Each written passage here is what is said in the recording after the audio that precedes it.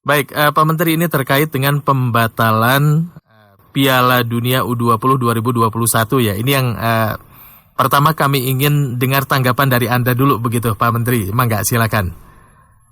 Ya, 24 malam kita diberi info oleh PSSI tentang penundaan penyelenggaraan Piala Dunia FIFA U20 yang tadinya pada tahun 2021 yang sekarang ini dimundurkan menjadi 2023. Nah, kemudian kami juga lihat di websitenya FIFA menyatakan bahwa Piala Dunia U20 dilaksanakan 2023 di Indonesia dan U17 di Peru.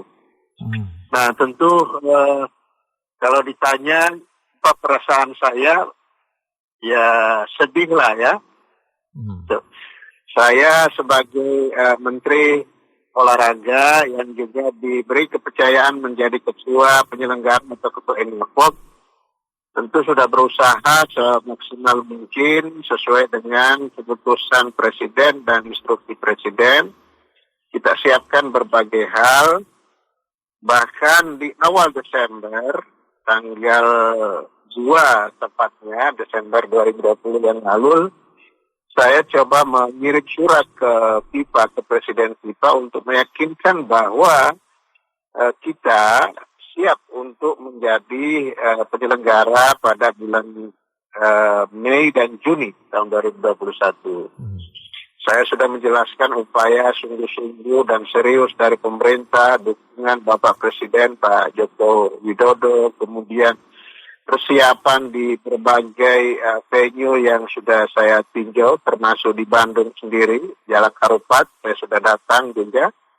Dan di samping itu saya juga menginformasikan tentang bagaimana penanganan COVID-19 di Indonesia dan rencana vaksin di awal tahun.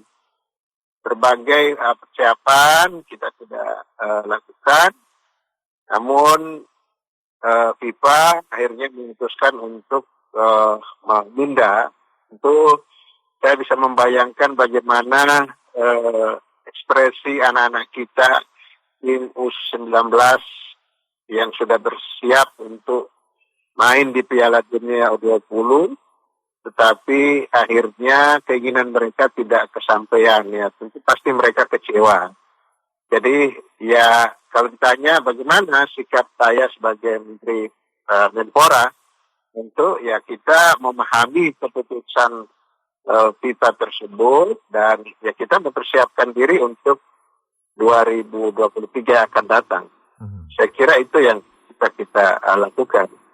Ya, baik. Dan artinya pada 2023 pun memang untuk venue tetap di kita begitu ya Pak Menteri ya? Iya, yang kita persiapkan untuk Mei Juni 2021 tetap kan ada 6 ya. 6 tempat yang sudah disetujui oleh FIFA, klaster Jakarta, kemudian Bandung, Solo, Surabaya, Bali, dan Palembang. Nah, itu kita tetap pekerjaannya apa yang sedang dipersiapkan baik oleh pemerintah pusat melalui Kementerian PUPR maupun pemerintah daerah, provinsi dan kabupaten kota masing-masing. Silahkan tetap jalan saja karena itu toh juga akan kita gunakan nanti.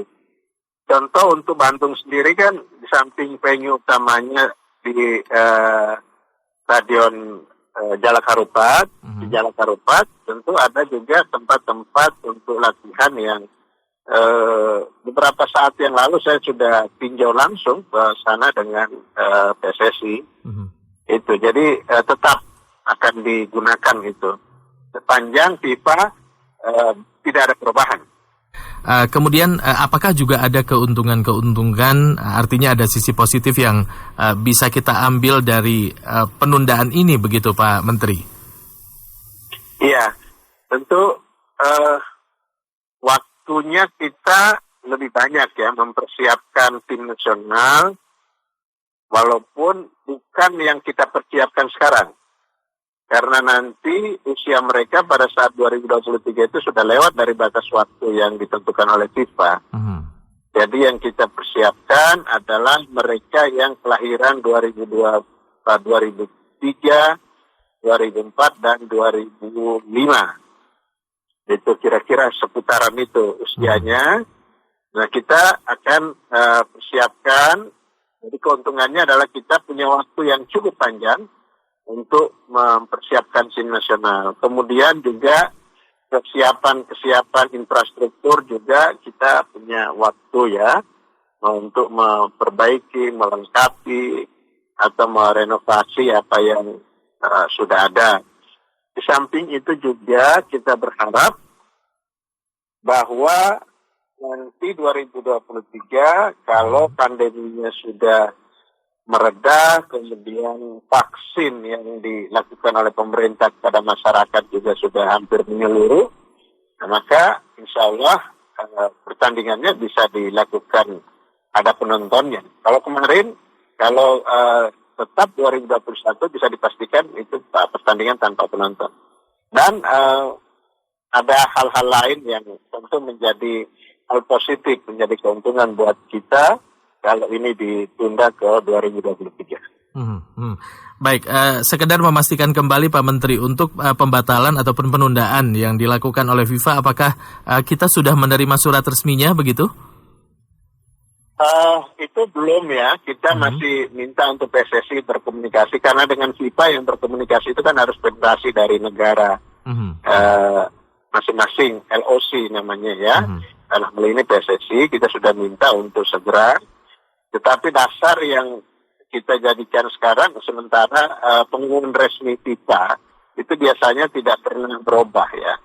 Tetapi kita berharap memang ada surat resmi dari mereka, tetapi apakah itu di FIFA itu menjadi satu hal yang memang mereka lakukan atau tidak, kita sedang menunggu komunikasi dengan PSSI. Tetapi dengan pengumuman resmi melalui website mereka itu sudah bisa menjadi dasar bagi kita untuk memutuskan bahwa penyelenggaraan bulan Mei dan Juni itu dipastikan untuk tunda ke 2023.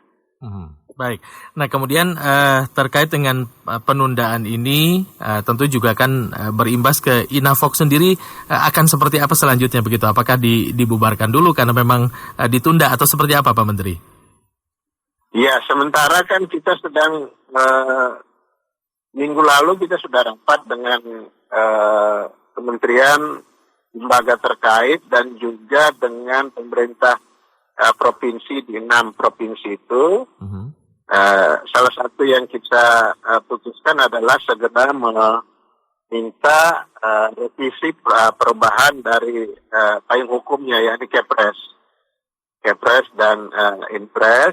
Nah, kita tunggu, walaupun di Kepres yang sekarang kan INAFOK itu sampai dengan Desember 2021. Itu masa kerjanya di Kepres yang ada sekarang. Tetapi kalau menuju ke 2023 kan kita butuh Kepres atau payung hukum yang lain. Nah, kita tunggu seperti apa perintah dari keputusan Presiden tersebut. Baik. Ya, Pak Menteri, beralih ke hal yang lain begitu ya, selain dari pembatalan Piala Dunia 2021, terkait dengan perhatian dari Kemenpora sendiri ke sepak bola di tanah air, kemudian juga kompetisi-kompetisi untuk cabang olahraga lainnya di masa pandemi sejauh ini seperti apa, termasuk yang tentunya menjadi sorotan dari masyarakat Indonesia adalah terkait Liga 1 begitu Pak Menteri. Mungkin ada informasi juga terkait hal ini Pak Menteri. Iya, kami sudah berusaha untuk memfasilitasi ya, mengkomunikasikan dengan Kementerian Kesehatan, dengan Satgas COVID untuk beberapa kompetisi yang dilakukan oleh cabang-cabang olahraga yang ada kompetisi profesionalnya. Kan kita tahu ada kompetisi profesional itu di sepak bola ada Liga 1, Liga 2, kemudian di basket ada IBL, terus bola voli ada Proliga. Samping itu tentu turnamen amatir ya. Nah, untuk yang profesional ini kami sudah coba untuk mengkomunikasikan, bahkan sudah ada MOU antara pihak PSSI, Perbasi dengan Satgas COVID-19. Namun demikian, karena ini menyangkut izin keramaian, maka itu tentu di tangan kepolisian. Nah, kita juga sudah membantu, tetapi pertimbangannya ada di kepolisian. Kepolisian pasti punya dasar-dasar, punya pertimbangan mengizinkan atau belum mengizinkan suatu kegiatan. Nah, sekarang ini kita tunggu bagaimana, dan PSSI sebagai federasi juga sudah berusaha untuk mengkomunikasikan dan menyampaikan tentang penerapan ketat protokol kesehatan apabila diizinkan untuk kompetisi. Nah, sementara yang lain ya, yang di luar kompetisi profesional itu belum ada. Ada juga mereka melakukan bahkan kegiatan-kegiatan kompetisi atau turnamen secara virtual, masih yang seperti itu. Nah, kita pemerintah berusaha untuk memfasilitasi, tetapi sekali lagi keputusan akhir tentang izin keramaian itu ada di instansi lain, bukan di tempat kita. Gitu. Nah, memang kesepakatan kita bahwa yang kita utamakan adalah keselamatan dan kesehatan masyarakat. Gitu, itu pertimbangan utamanya. Pak Menteri, kalau sejauh ini pantauan dari Pak Menteri sendiri terkait dengan komunikasi antara PSSI dengan pihak Mabes Polri yang mengeluarkan izin keramaian, apakah komunikasi ini terus dibangun begitu atau ada perkembangan yang bisa disampaikan juga untuk para pendengar?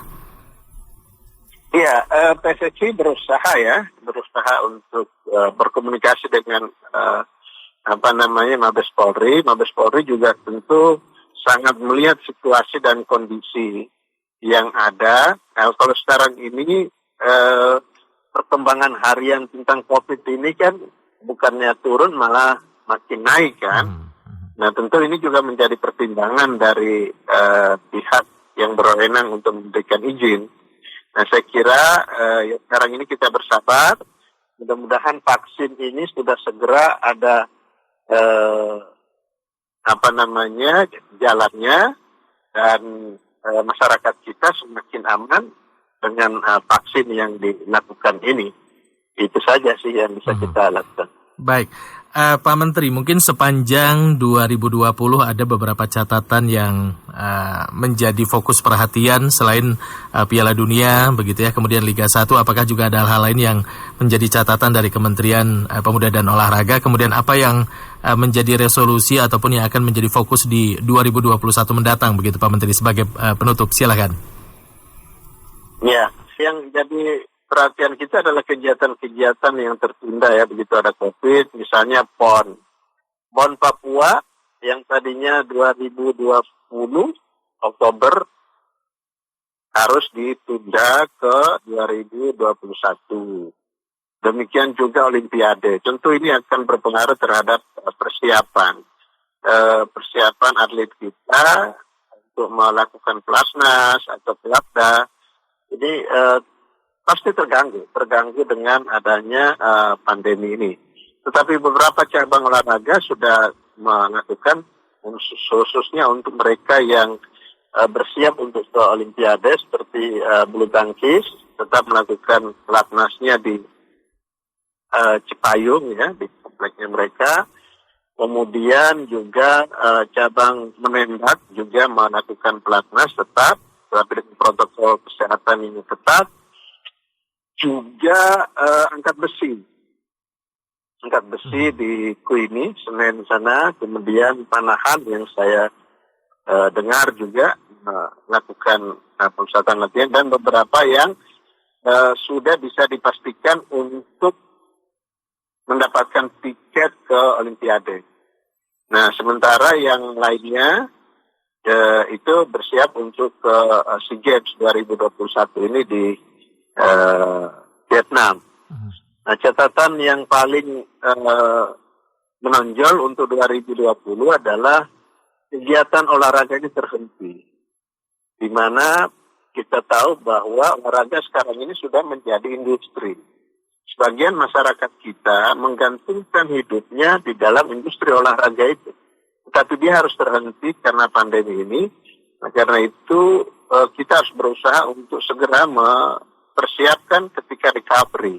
Karena pengaruh ekonomi terhadap berhentinya kegiatan olahraga ini sangat besar dan sangat terasa, khususnya bagi para pelaku-pelaku yang hidupnya secara ekonomi menggantungkan pada kegiatan olahraga, baik yang langsung maupun yang tidak langsung. Yang langsung maksud saya misalnya seperti atlet, pelatih, official, dan lain sebagainya. Kemudian yang tidak langsung adalah kegiatan-kegiatan yang menyertai, misalnya sebuah pertandingan kan pasti ada kegiatan ekonomi bergulir di situ, ada tukang minuman, ada jualan makanan-makanan ringan, makanan kecil, kemudian penjaga parkir dan sebagainya. Ini berdampak, terimbas dengan berhentinya kegiatan olahraga itu.